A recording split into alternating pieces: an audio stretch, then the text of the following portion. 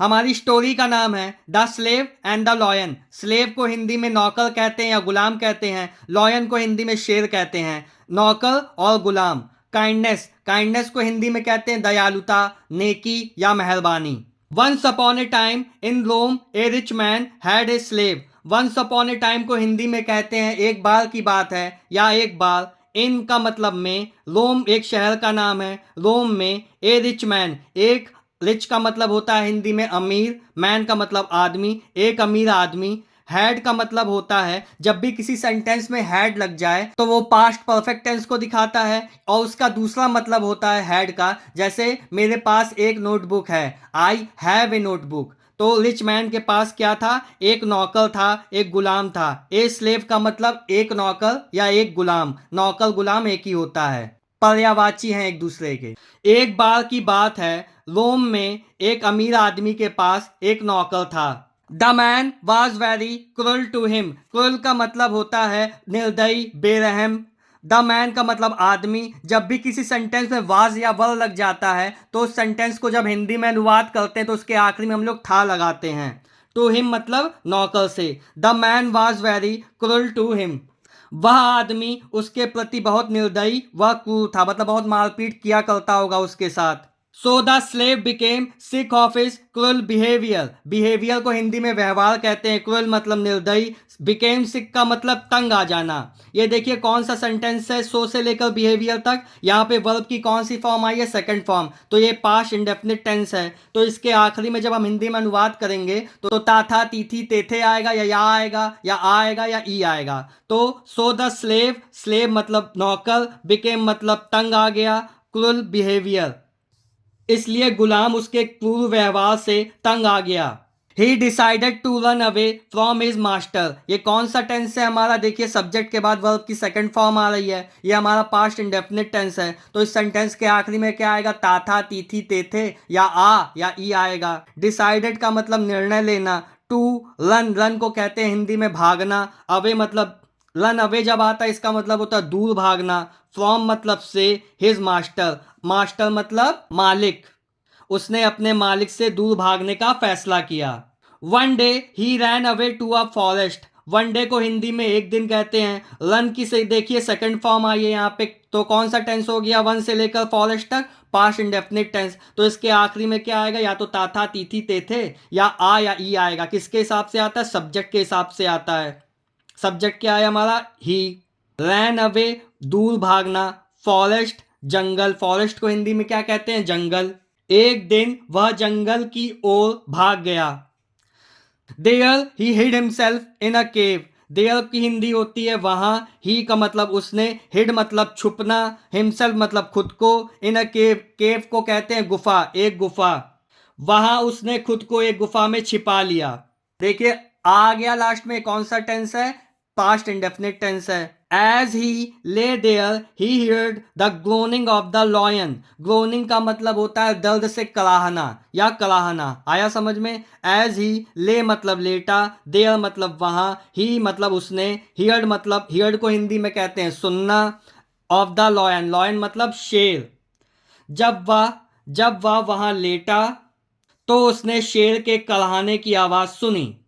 He was फ्लाइटेंड, फ्लाइटेंड का मतलब होता है डरा हुआ या भयभीत। वाज लग गया, इसका मतलब इस सेंटेंस को जब हिंदी में अनुवाद करेंगे तो उसके आखिरी में क्या आएगा? था, थी, थे आएगा। वह डर गया या भयभीत हो गया या उसके दांत बजने लगे। When the lion came near, comma, he saw that he was limping.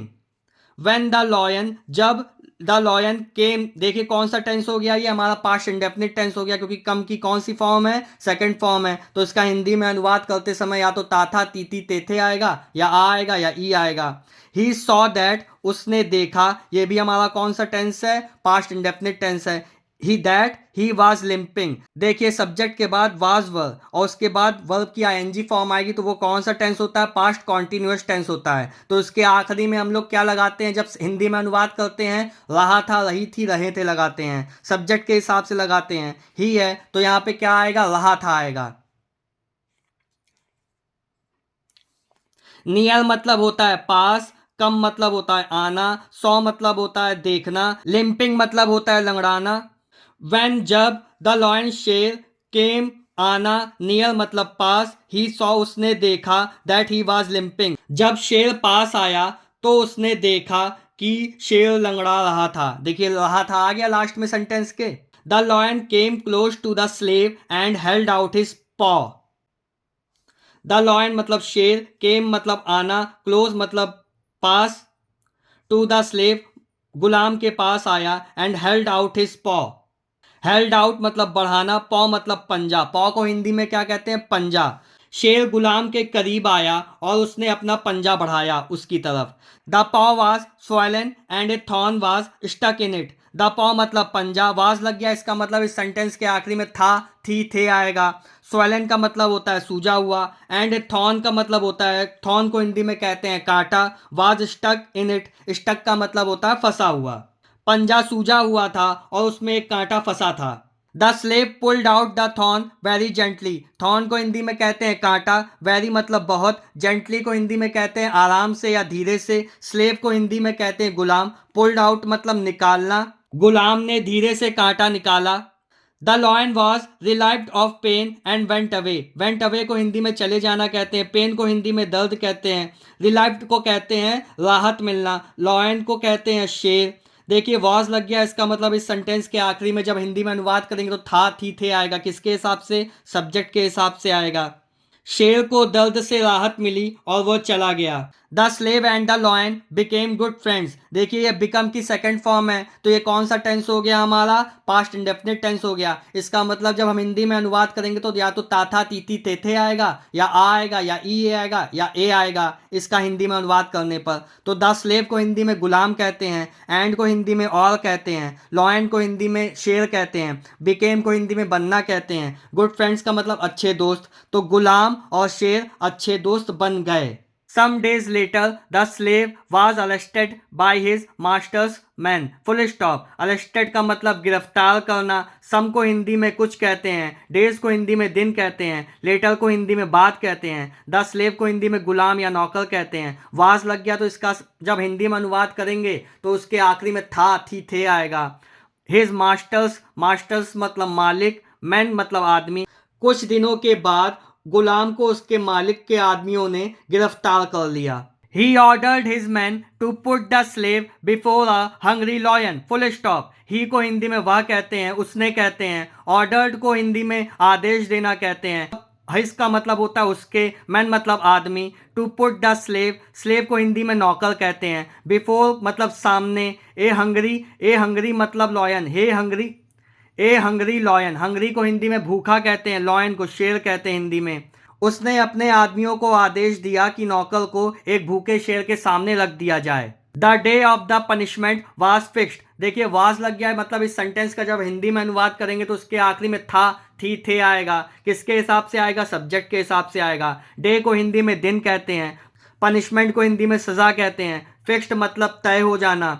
सजा का दिन तय हो गया था। Kindness is the language which the deaf can hear and the blind can see. Kindness को हिंदी में दयालुता, नेकी या मेहरबानी कहते हैं। लैंग्वेज मतलब भाषा, विच द डीफ को हिंदी में बहरा कहते हैं। कैन लग गया, मतलब इस सेंटेंस को जब हिंदी में अनुवाद करेंगे तो उसके आखिरी में सकता है, सकती है, सकते है लगेगा। आया समझ में?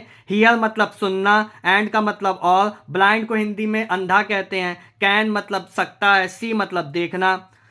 नेकी मेहरबानी एक ऐसी भाषा है जिसे बहरा सुन सकता है और अंधा देख सकता है। ये इसका ट्रांसलेशन है हिंदी में।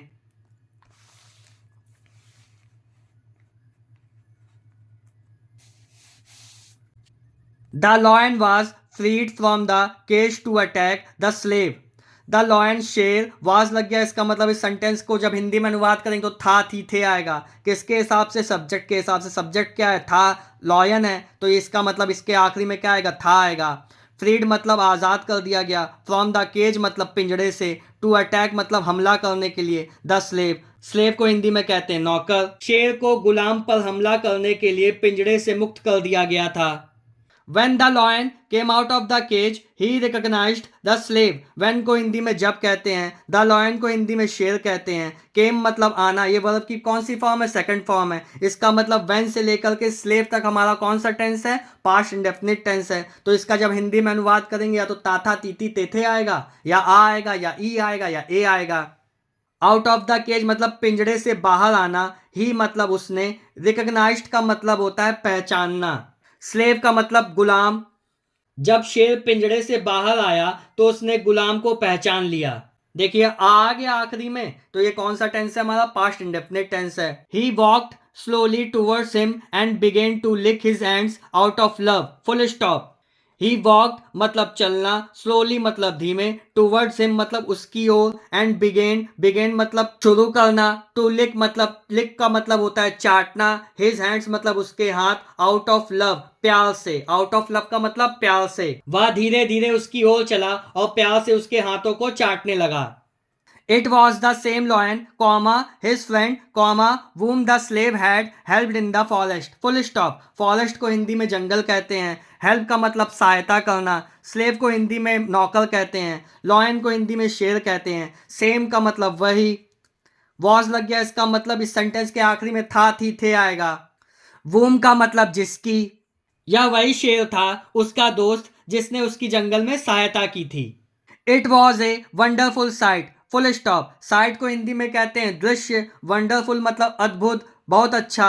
वॉज लग गया, इसका मतलब इस सेंटेंस के आखिरी में जब हिंदी में अनुवाद करेंगे तो था थी थे आएगा. यह एक अद्भुत दृश्य था. The slave was set free and the lion was given to him as a reward. Full stop. देखिए वाज के बाद यहाँ पे वर्ब की आईएनजी फॉर्म तो आ नहीं रही है, तो इसका मतलब ये क्या है? यहाँ पे केवल था थी थे आएगा. अगर वर्ब के बाद कभी भी वर्ब की आईएनजी फॉर्म हमें दिखे तो इसका मतलब वो पास्ट कॉन्टिन्यूअस टेंस होता है, और उसका जब हिंदी में अनुवाद करेंगे हम तो या तो रहा था रही थी रहे थे आएगा. इसके हिसाब से आया समझ में? तो द स्लेव को हिंदी में नौकर कहते हैं. वाज लग गया, इसका मतलब इस सेंटेंस के आखिरी में था थी थे आएगा सब्जेक्ट के हिसाब से. सेट फ्री का मतलब होता है आज़ाद करना. लॉयन एंड को हिंदी में और कहते हैं. द लॉयन को हिंदी में शेर कहते हैं. गिवन मतलब देना. हिम को मतलब उसको.